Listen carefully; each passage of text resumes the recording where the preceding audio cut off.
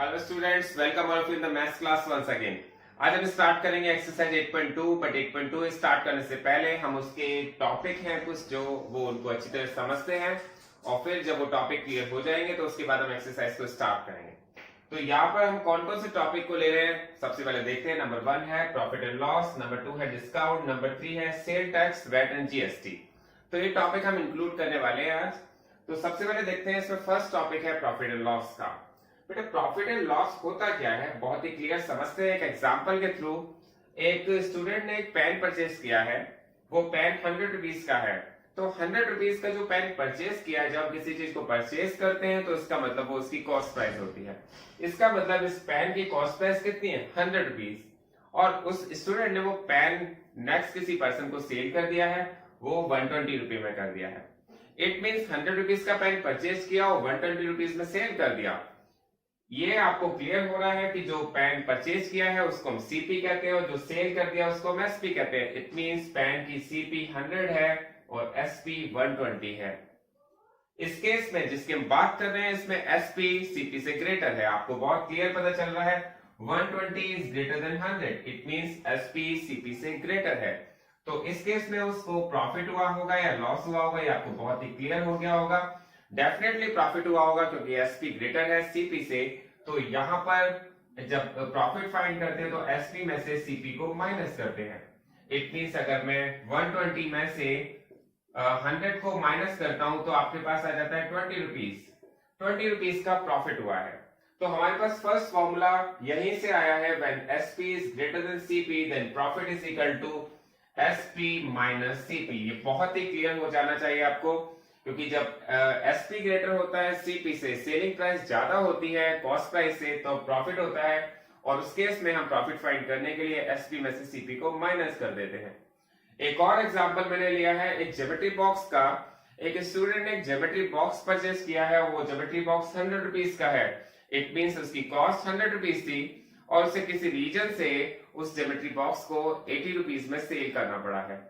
तो it means geometry box जो उसने 100 रुपीज का परचेज किया है, वो किसी रीजन से उसने 80 रुपीज का सेल किया है। तो इस केस में सीपी ग्रेटर है एसपी से।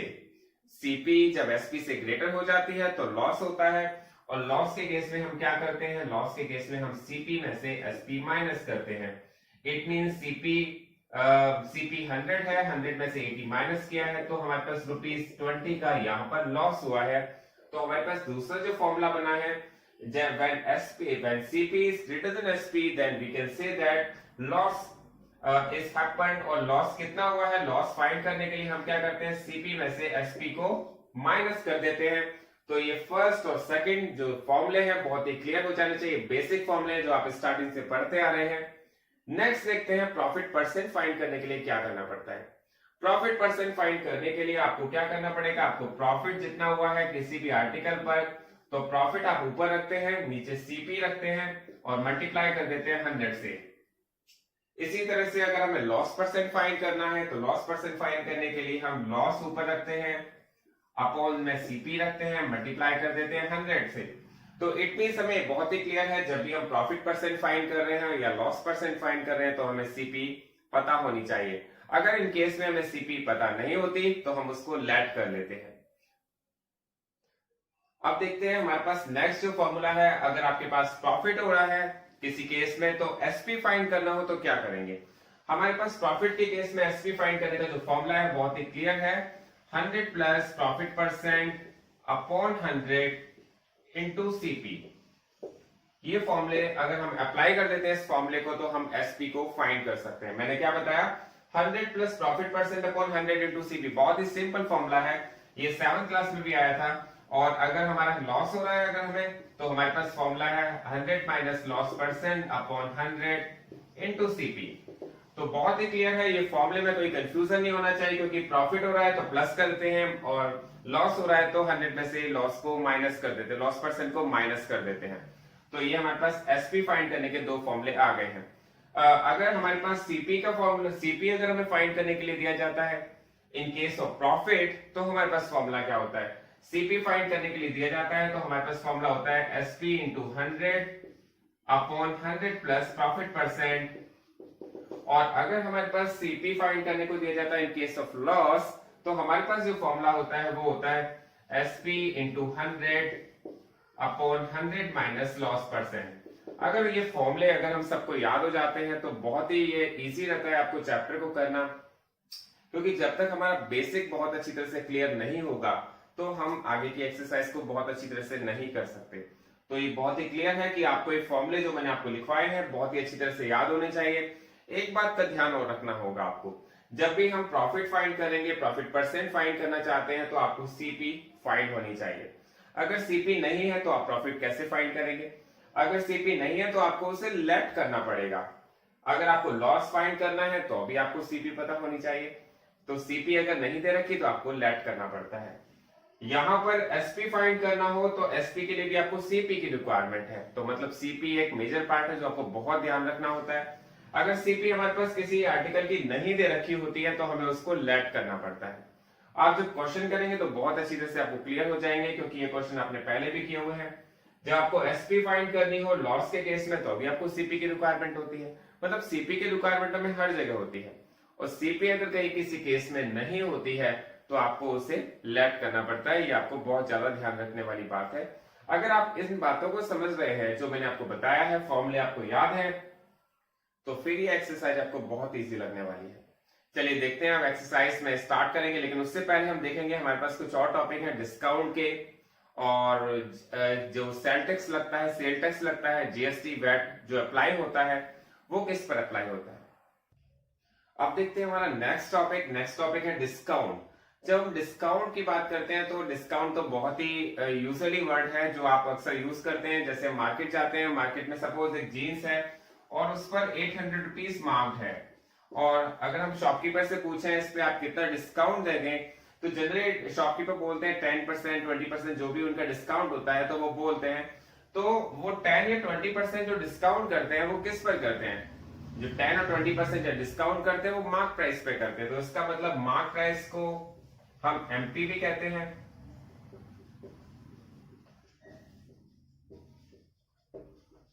और मार्क प्राइस को एमआरपी भी कहते हैं। एमआरपी पर भी डिस्काउंट है, मैक्सिमम रिटेल प्राइस जिसको हम कहते हैं। तो यहाँ पर जो भी हमें डिस्काउंट मिलता है वो डिस्काउंट हमें किस पर मिलता है? वो डिस्काउंट हमें एमआरपी पर ही मिलता है। और डिस्काउंट फाइंड करने के लिए हमारे पास बहुत ही सिंपल फॉर्मूला है। डिस्काउंट फाइंड करने के लिए फॉर्मूला है वो है discount percent of mark price. Discount percent हमेशा मार्क प्राइस पर फाइंड होता है। मैंने आपको एक एग्जांपल दिया है, 800 रुपीज आपने एक जीन्स परचेज की है और उसकी मार्क प्राइस है 800 रुपीज, और एक शॉपकीपर ने जो आपको डिस्काउंट दिया है वो दिया है 20% का। तो डिस्काउंट आपके पास है 20% का डिस्काउंट परसेंट। तो आप डिस्काउंट कैसे फाइंड करेंगे? डिस्काउंट फाइंड करने के लिए आपको क्या करना पड़ता है? डिस्काउंट फाइंड करने के लिए आपको फॉर्मूला लगाना पड़ेगा डिस्काउंट परसेंट ऑफ एमआरपी या एमपी, दोनों ही सेम मीनिंग है। तो यहां पर मैंने आपको बताया 20% का डिस्काउंट है, तो 20% ऑफ 800। तो 20% ऑफ 800 आप कैसे फाइंड करेंगे? 20% को आपको, अगर आप परसेंट का साइन हटाएंगे तो आप अपॉन में क्या लगाते हैं? 100, ऑफ के प्लेस पे लगाते हैं मल्टीप्लाई, और यहां पर आप इसको कट करेंगे तो आपके पास आ जाएगा 160 रुपीज। तो वो शॉपकीपर ने जो 20% का डिस्काउंट दिया है, तो डिस्काउंट आपको किस पर मिला है? मार्क प्राइस पर। तो ये बात हमेशा ध्यान रखनी पड़ेगी कि जब भी हमारे पास मार्क प्राइस दिया होता है हम डिस्काउंट हमेशा मार्क प्राइस पे ही फाइंड करते हैं। और सेलिंग प्राइस फाइंड करने के लिए मतलब वो जो शॉपकीपर है उसने उसको सेल कितने में किया, तो सेलिंग प्राइस फाइंड करने के लिए हमें क्या करना पड़ता है? मार्क प्राइस में से डिस्काउंट माइनस करना पड़ता है। मतलब कि आपके पास जो जीन्स आपने परचेज की, सपोज मैंने एक एग्जांपल के थ्रू बताया कि आपने जीन्स परचेज की है जिस पर मार्क प्राइस 800 है और आपको उस पर 160 का डिस्काउंट मिल रहा है, तो आप उसको कितने अमाउंट पे करके आए हैं? तो अमाउंट पे करके आए शॉपकीपर को, वो कितना हो जाएगा? 800 टोटल था, 160 का डिस्काउंट मिल गया, तो आप इसमें से माइनस करेंगे तो आपके पास आ जाएगा 640 रुपीज। तो 640 रुपीज किस तरह से आया? आपने सबसे पहले डिस्काउंट फाइंड किया, फिर सेलिंग प्राइस निकालने के लिए आपने क्या किया? मार्क प्राइस में से डिस्काउंट को माइनस कर दिया। तो बहुत ही इजी है, आप समझ गए होंगे इसको कैसे करते हैं। नेक्स्ट हमारे पास है sale tax, VAT and GST. और जब भी हम कभी गवर्नमेंट जो ये टैक्स लगाती है, सेल टैक्स लगाती है, वैट लगाती है और अब जीएसटी लगता है, तो जो भी ये सेल टैक्स वैट या जीएसटी लगता है ये हमेशा सेलिंग प्राइस पर लगता है। तो ये बात बहुत ही क्लियर हो जानी चाहिए, और ये जब मैं क्वेश्चन कराऊंगा तो मैं आपको बताऊंगा कि हम सेल टैक्स वैट और जीएसटी को किस तरह से फाइंड करते हैं। अब स्टार्ट करते हैं एक्सरसाइज 8.2। 8.2 का क्वेश्चन नंबर फर्स्ट देखते हैं। क्वेश्चन नंबर फर्स्ट में आपको कहा गया है a man got a 10% increase in his salary if his new salary is rupees 1,54,000 find his original salary. आपसे इसमें कहा गया है एक पर्सन है उसको 10% का सैलरी इंक्रीमेंट मिला है और अब उसकी नई सैलरी जो हो गई है वो 1,54,000 हो गई है, तो उसकी ओरिजिनल सैलरी बताइए। देखिए आपको एक बात बहुत अच्छी तरह से समझनी पड़ेगी कि जो इंक्रीमेंट मिला है, सैलरी का इंक्रीमेंट मिला है 10% का, वो सैलरी का इंक्रीमेंट किस पर मिला है, वो उसकी ओरिजिनल सैलरी पर मिला है, और ओरिजिनल सैलरी हमें पता नहीं है। तो हमारे पास यहाँ पर न्यू सैलरी दी गई है 1,54,000 हो गई है इंक्रीमेंट होने के बाद, लेकिन हमारे पास ओरिजिनल सैलरी नहीं है। तो जब ओरिजिनल सैलरी नहीं है तो हमें उस सैलरी को लेट करना पड़ेगा। तो हमने कहा let the original salary be x. अब देखिए यहां पर इंक्रीमेंट हुआ है 10% का, तो इंक्रीमेंट हम कैसे निकालेंगे? इंक्रीमेंट निकालने के लिए हम देखेंगे 10% ऑफ एक्स। जो पहले उसकी ओरिजिनल सैलरी थी x, अब उस पर इंक्रीमेंट मिल गया है 10% का, इट मींस 10% ऑफ x उसको इंक्रीमेंट मिला है। और परसेंट को आपको हटाना होता है तो आपको 100 अपॉन में रखना होता है। ये बात मैं बहुत क्लियरली बता चुका हूं।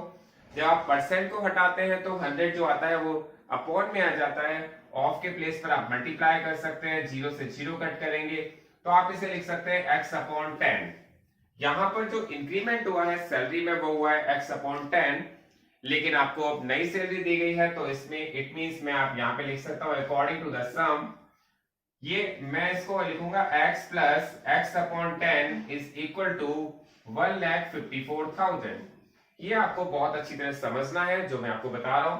देखिए ये x क्या है, ये x है उसकी ओरिजिनल सैलरी, और ये x अपॉन 10 क्या है, इंक्रीमेंट। तो ये क्या है, न्यू सैलरी।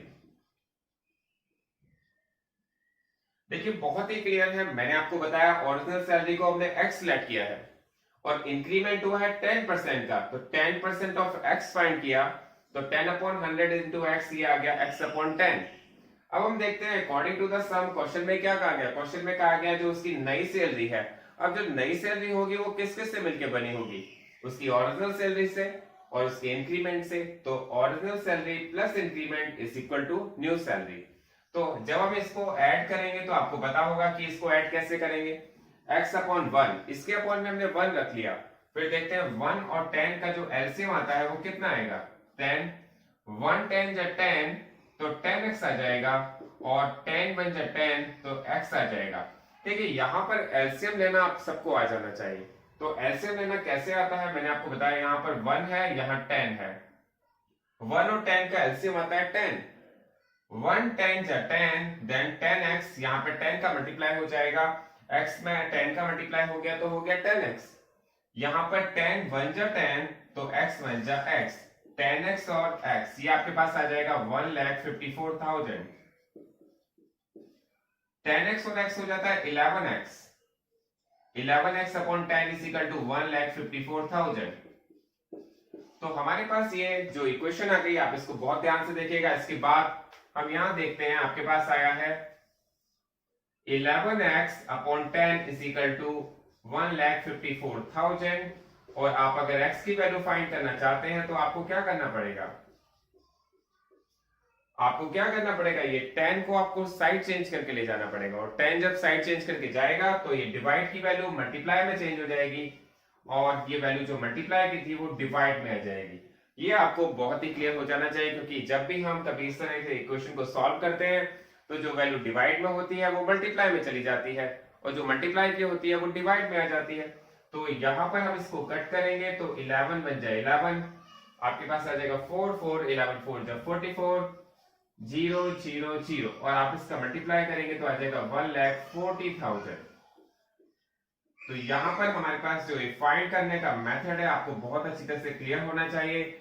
जब भी हमारे पास कोई सैलरी ओरिजिनल नहीं दी गई है तो हमें लेट करनी पड़ी है, उसके ऊपर हमने 10% फाइंड किया, उन दोनों को ऐड किया और फिर इक्वेशन को सॉल्व किया, तो हमारे पास उसकी ओरिजिनल सैलरी आ गई है।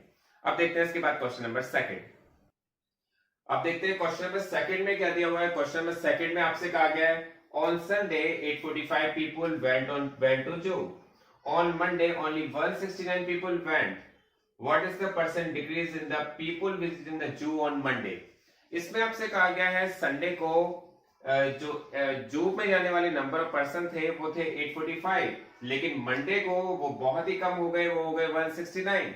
तो कितने परसेंट का डिक्रीमेंट हुआ ये आपसे पूछा गया है। कितने परसेंट के पीपल डिक्रीज हो गए ये हमें बताना है। तो सबसे पहले देखते हैं number of people went on जू ऑन संडे। संडे को जाने वाले कितने थे? संडे को जाने वाले थे 845 और मंडे को जाने वाले नंबर ऑफ पर्सन कितने थे? तो वो थे 169। बहुत ही क्लियर दिया हुआ है कि संडे को जाने वाले थे 845 और मंडे को जाने वाले थे 169। तो यहां देखते हैं नंबर ऑफ पीपल डिक्रीज कितने हुए हैं। नंबर ऑफ पीपल डिक्रीज, तो नंबर ऑफ पीपल डिक्रीज हुए हैं 845 संडे को गए थे और 169 मंडे को गए हैं।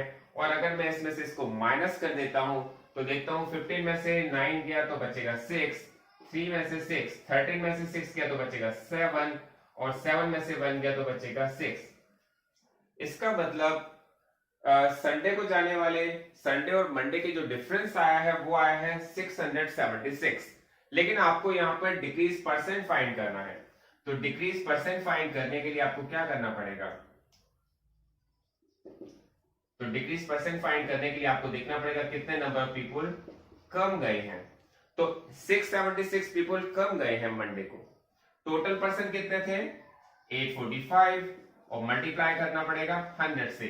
तो यही इसका तरीका है डिक्रीमेंट परसेंटेज फाइंड करने का। आपको सबसे पहले फाइंड करना पड़ेगा। आप इसको कट कर सकते हैं 5 से।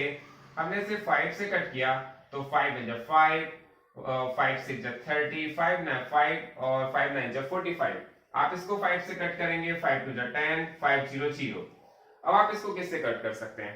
देखिए 169 13 से डेफिनेटली कट हो जाता है, तो हम 13 से कोशिश करते हैं कट करने की। 13 × 13 एंड 13 × 3 = 39। फिर इसे 13 से कट करने की कोशिश करते हैं तो 13 × 5 = 65 एंड 13 × 5 = 65। आप देखेंगे 2 और 6 बच गया तो 13 × 2 कितना हो गया? 26। ये भी 13 से कट किया। अब देखा 13 और 52 एक ही टेबल में आते हैं। 13 में 13, 13 × 4 = 52, 24 = 80। तो ये आ गया है 80%। तो यहाँ पर जो मंडे को जू में जाने वाले पर्सन में डिक्रीमेंट आया है वो कितना आया है? 80%। तो ये क्वेश्चन बहुत ही क्लियर हो जाना चाहिए। 845 हमने क्यों लिया है? 845 हमने इसलिए लिया है क्योंकि संडे को जाने वाले जो पर्सन थे वो 845 थे और जो उनमें डिक्रीमेंट हुआ है वो 676। तो हमारा जो डिक्रीज हुए हैं वो हम ऊपर रखेंगे, जो टोटल है वो नीचे रखेंगे, मल्टीप्लाई 100 से करेंगे तो हमारे पास इसका आंसर आ गया 80%।